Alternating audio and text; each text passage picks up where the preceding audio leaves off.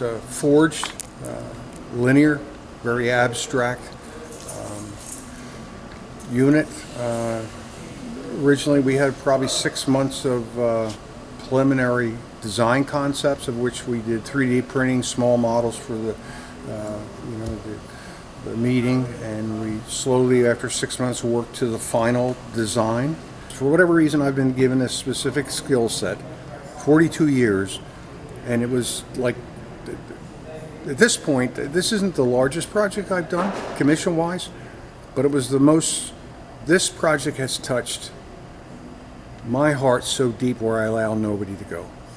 And and I realize the path was not about me, it's about Professor Carver. I moused a torch on a 15-foot stick, and then just very fluidly just started making these very graceful arcs, which is behind us now. Now you have this, with acetylene, you have this soot that goes on the white. I painted the panels white. The soot that goes on the panels, it was perfect. Then we laid all these panels down, 8 of them, on hinges. Then we broke the panels, put them on the big fab tables, cut them out, and then we started fabricating. Now it's on the horizontal.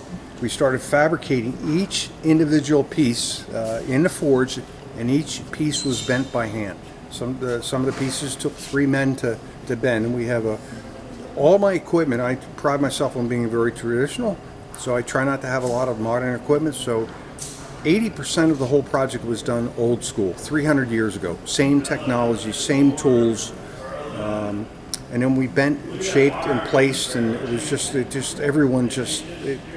So in the studio, we built, behind me is the stage, or the platform. We physically built a mock-up model of that, and then because we had limitations with the door, if you have a door, the double doors, from corner to corner, we had literally 8 feet, so we built 6 panels, 8 feet wide by however long they were. There were some days that were just like, in the studio is 120 degrees, then you have 2,000 degrees in a forge, and I went through help like you would not believe because of the conditions, but this is the way it was back in the day. The amount of people in the year that came in, and as this structure started growing, and then eventually started taking shape, it was like, you were onto something, because they wouldn't talk, they would feel. The pieces, the organic pieces, just pulled you in, and they would touch. And then when the roses, we had 40 roses all done by hand, 5 hours a rose, sitting there. It was like a magnet. It just pulled people and their emotions to the rose. I made some pretty good sales with the roses.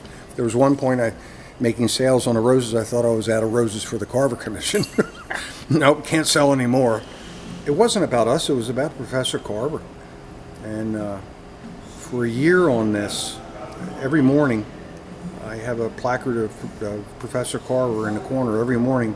I would say hi to Professor Carver every morning, and I struggled sometimes, and I'd look at him, and I just, lead me. It was not us. It's something much more than us.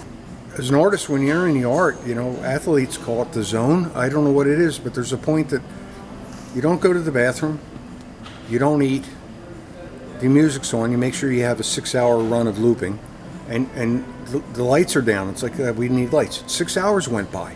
Nothing else in my life has ever touched me that deep the way this project did. So I know we're doing something beyond us, and maybe we'll touch a child, maybe.